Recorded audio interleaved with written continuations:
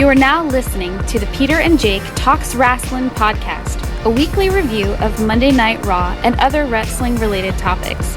And here's your hosts, Peter Day and Jake Grandi. Oh, hello, boys and girls. How's it going? Boot 'em out to the trunk. Turn the bass up. You are now listening to episode 70. Big 70. 7-0. Of the Peter and Jake Talks Wrasslin podcast. I'm Peter. This is Jake. And we're just finishing watching NXT TakeOver London.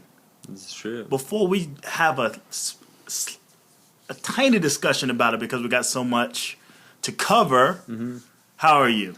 I'm great. Got out of school this week. This is my first week free. Just working a little bit, making a lot of money because of the holidays. Can I borrow some? I mean, I need like $13.50. $13.50. Uh-huh. What do you need $13.50 for? I don't know. I figure out what I could use with it. Oh. I'm kidding. Well, I mean, if you needed it, man. No, I'm kidding. Give me a best and worst. Best, yeah, out of school, or the weather. It's like 70 degrees in December here in North Carolina, which, I mean, even though it is, not as bad as other parts of the country, that's really good for us. Yeah, for December. Yeah. And worse, having to do some shopping. I haven't gotten any shopping done. So You haven't? No, not yet. What about you? See, I don't do no shopping shit, so that possibly cannot be part of my best or worst. I would say my best is I'm gonna go easy on this one. Okay. Panthers. Oh yeah, they destroyed Atlanta. Division rival. We're 13-0. 13-0. We have a bye going into our first round bye, so we don't even play until the second round. That's what's up. And the worst of the week would be, I would say the worst, just dealing with like the odds and end of me trying to develop my little t-shirt thing that I want to do, my heat press and screen printing. I've been dealing with, I've been dealing with like equipment issues, more particularly the printer. Technical issues. Yeah, technical shit. Like, just finding the right printer is like a pain in the ass. I bought a printer last week on Craigslist. It didn't work. So I had to get those some bitches to get back here to get my money back. Thank God they like actually gave me my money back, because they could have just like, fuck you, like, yeah, enjoy your broke printer. But I just went and got another one, and I have to wait another couple of days to get that shit started. So that's my best and worst of the week. What'd you think of TakeOver? Oh yeah, let's go in. We can't just jump right into it. We have to introduce the opening segment being NXT is developmental. NXT is developmental. Now, there was nothing developmental about this motherfucking special event. This was badass. And we're not going to give you a review per se, because over in the Fast in the World podcast world, has Fritz watched it yet? Yeah, we just watched it. We recorded it. I just had a. You just did it. No, I just had a rush over here to do this show, so it should be coming up when I walk back. Okay, so Fast in the World podcast will have a review up and ready by the time he gets home. I say with the next. We'll have it up by 8:00 tonight, just so watch that show and then listen to the podcast on your normal NXT time, because I know a lot of people will probably have work and stuff. So by the time you're listening to this, if you're hearing this now, it's been up since 8:00. Yeah, exactly. It's been up since 8:00, and I'm gonna do a review of my own. But what we're gonna do right here, just so we can, talk about it, because we have so much to talk about. We're gonna have a discussion about what just went down. Now, I had my predictions going like basically all babyface victory. Yeah. Did I have any fucking heels winning? Let's check. I think you had Apollo. You had. I can look at my notes here. 1 second. Just so we could touch base. on our actually, pre-predictions. I do not have it, but I remember you picked Apollo, and I remember you picked no DQ for the women's match, and you picked Enzo and Cass, and I forget who you picked with the World, but you only had 4 predictions. Okay, I had Finn. I had Finn taking it because I knew, again, Samoa Joe can lose. Sure. I will say that what's crazy is that was great. Nothing predictable. Everything was unpredictable. And the opening match, I think I had Asuka winning, obviously. What did you think of that? I thought it was a little convoluted toward the end there, but it was still great. They tried to fit in a little too much stuff at the beginning, but it was still a good match. I mean, crowd was was into it. Crowd was into it. I mean, I think it's the what's the word? The bells and whistles of everything, like in terms of what's her name? Dana Brooks out there earning her money. The hard strikes, just everything. The throwing of the foreign object in the ring. Yeah, I thought they were going to do a little bit of like an Eddie Guerrero there, where Emma was going to act like she got hit with the object, and that would be the end of the match. But they just teased that, and then Dana Brooks got sent to the back, and off that distraction, Asuka took advantage. You think they should have went with the DQ? No, I think Asuka. I predicted Asuka winning. I only got the Baron Corbin Apollo Crews match wrong, so this match, I thought they need to just build Asuka to feed to Bayley. I think Bayley's even shown that she's the John Cena of the NXT Women's Division, especially tonight. Kaz and Enzo, I was pissed off. I was pretty pissed. I think they got to make strong heels to feed to all these face. They got a lot of face teams now. They got the the Vaudevillains, Hype Bros, Enzo and Cash, Jordan and Gable. So they need to keep a strong heel team to have to counteract. They needed that moment. I still think they needed that moment. I fucking hate Dosh and Dashin. And I hate it. They look like such ham and eggers. There's nothing about them that really impressed me. So I'm sitting back going, ugh. You could tell it took the wind out of everyone in the room when they actually got the victory. Like, people weren't even booing. They were just like, ugh. I don't know, man. I think Dawson definitely showed heelish tactics. And with that super nice lariat, I don't know, and then the Super Shatter Machine. I thought that match was my favorite match. With Enzo and Kaz doing their whole thing, how over they were. That was my favorite match in the show. I wish Dash and Doss would just go away. Those guys just look like fucking chum to like a main roster. I mean, I just can't. I can't stand it. And then we had Apollo and Corbin. Corbin wins. I was surprised. God, did you get my text? No, I didn't. Oh, because I don't know what it is about your text. I sent it to your phone number. Apparently, you doing. I guess. I got a new phone. It's all convoluted. Yeah. Yeah. Yeah. I think it's all going to your text. It's like, what is it? Like Wi-Fi text. So instead of sending it to your number, it seems I need to send it to your Gmail or whatever the fuck email address it is. Something like that. I don't know. I can't figure it out myself. But it was like, whoa.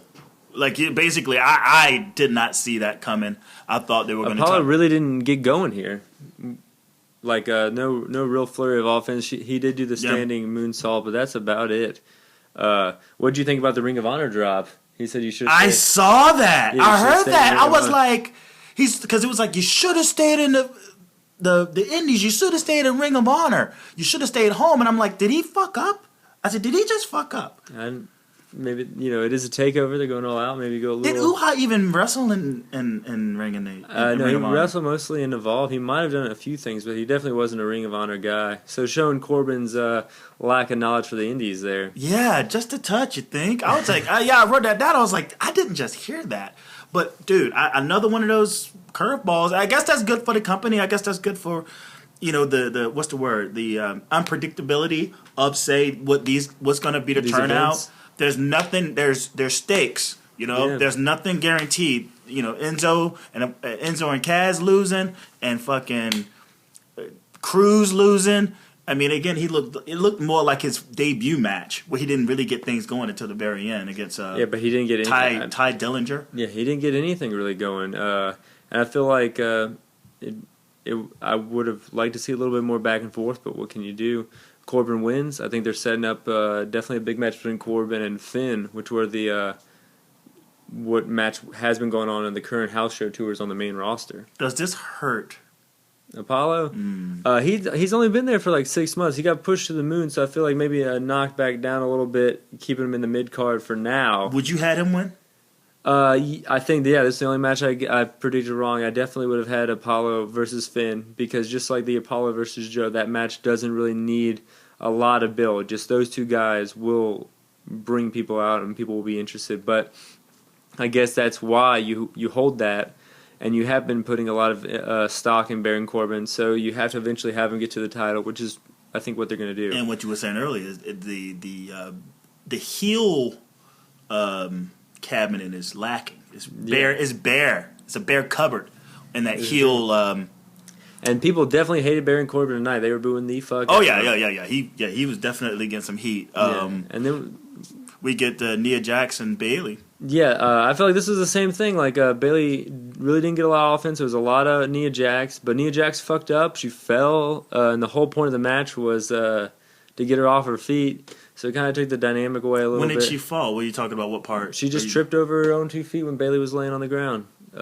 She fell right on her butt. I guess because I was going back and forth, like I was working on something and looking. I kind of didn't mention it. They didn't mention it on the show. I guess I missed that. But she was like any other match, it would have been okay, whatever. Like I probably wouldn't have even noticed. But like since the whole point of the match was can she fall down, and then she just falls down. Yeah. That just shows how I think she was green. But I really like. I like the way they set up the match, but I just feel like it went on a little bit too long. It did go on long, but you have to think they had to fill in some time. It was only like this is one like what 1, 2, 3, 4. Oh, yeah. It's like 5 matches in all. Like so. Yeah, but 2 hours. 2 hours. Yeah. They were. But this match was a lot longer than the main event, and like you can take I feel like the main event was short compared to time getting in getting into that because I think. And I don't know whether it's a good or bad thing. Maybe it doesn't matter if it's a good or bad thing. The match was longer is because they really are putting they're investing more into the women's division. Sure. Plus being that it was the only, I guess, out of 5, it was 2, then there's 3 men's matches. Bayley is the world champion. And I think just for the lack thereof female presentation that they had to give them more time kind of a thing. I don't know. I mean, the story I thought was great. Very similar to the Asuka Emma match. I thought who's ever booking and writing, like, say what happens in these other than the fuck up botch bust her ass. I didn't see that, so it was a good thing. They're doing it right. Because it's one thing for those ladies to get in there and wrestle, but they are telling a story more like seems more than and they're doing like physical, showing their physical presence. I mean, Asuka obviously when she was doing those vicious strikes, and that's probably the most strikes we've seen since she's been there. Mm-hmm. So kudos to Emma. And then you take this, it was like, wow, she is the John Cena of the women's division. Yeah, and then we go into the main event. I feel like it started out with a big fight feel and everything, but it was just, I think if we put a little bit more time into this match than we did the other match, it would have helped out a lot. You think so? Yeah, I think this match, Joe really was, all his offense stemmed from blocking Finn, and he never really got going himself, just like, I would say, Apollo, just like Bayley. So, like, these last 3 matches, it really seemed like it wasn't really a lot of back and forth. Finn eventually just took him over. I feel like I gave this takeover like a B 8.5. Wow. Yeah, it really wasn't as good as I was expecting. Wow. Yeah. Wow.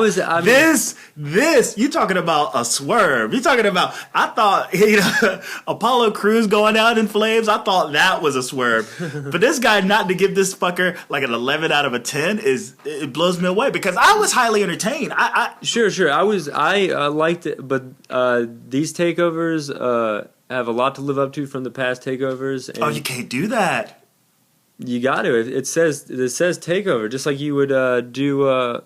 You can compare, a WrestleMania. It's getting compared differently than you would compare anything else. I liked it just as much as I liked every week of NXT. but just no promos. They didn't even have like a live commentary team. It seemed kind of like production wise, they just kind of put it together, and the last 3 matches really kind of like brought it down to a lull. Wow. I mean, I'm not going to give it a perfect score. But no, I definitely liked it. I definitely liked the show. But compared to what I'm expecting with NXT, and especially like Joe and Finn and what I could see with that, it seemed like they kind of like just had the house show tour and they just finished up with like the house show. Wow. All right. I mean, but I guess it was good. I guess I would have loved to be in there. I liked the crowd. The tag team match was amazing. The first women's match was good. But I really do feel like it just kind of dropped into this one guy has advantage the whole time, and then they end up winning.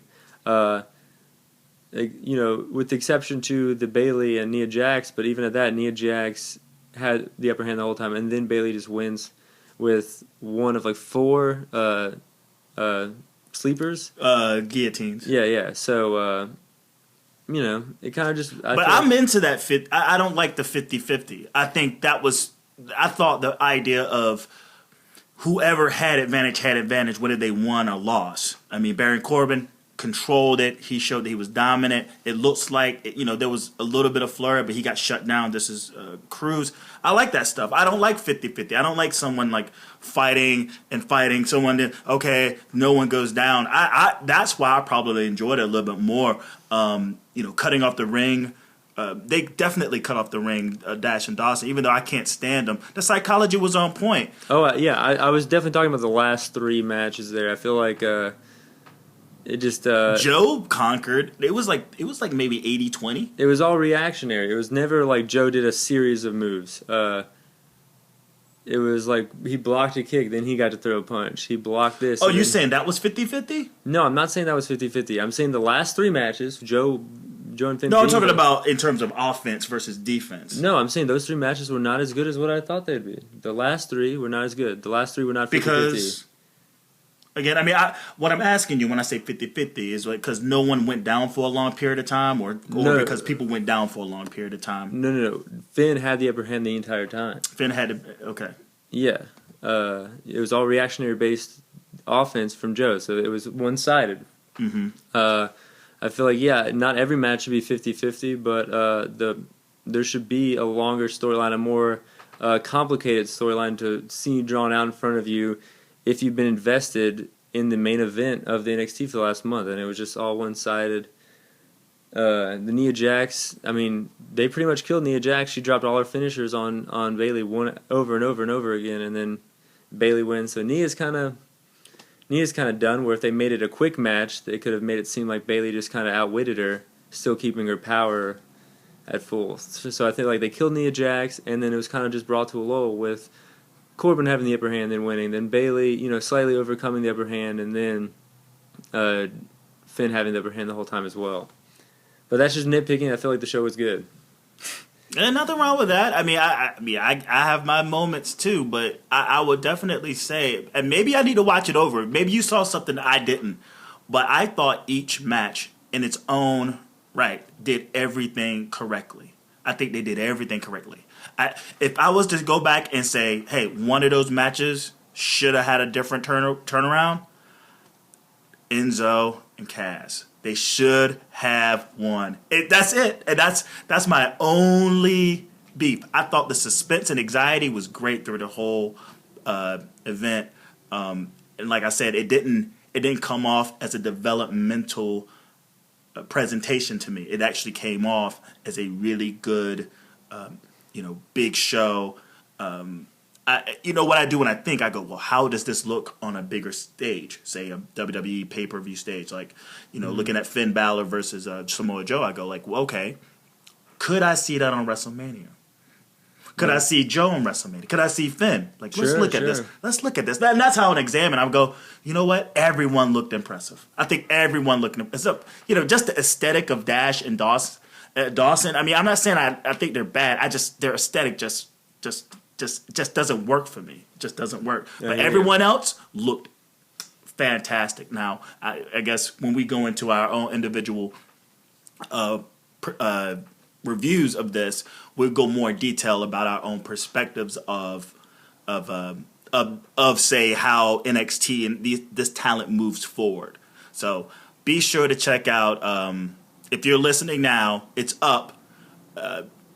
SoundCloud, JG Pro Wrestling. Yeah, SoundCloud.com/JG Pro Wrestling. Or Google Faster Than the World Podcast. Faster Than the World Podcast. And then on PJTW Central, I'll have my own Peter Talks NXT TakeOver London. Nice. So moving on to the next, we got a lot to cover, man. Yeah, we had what a week for fucking wrestling, dude. Sure, we had TLC and a Raw, but first let's go into TLC from Boston. Oh, by the way, I wanted to mention something.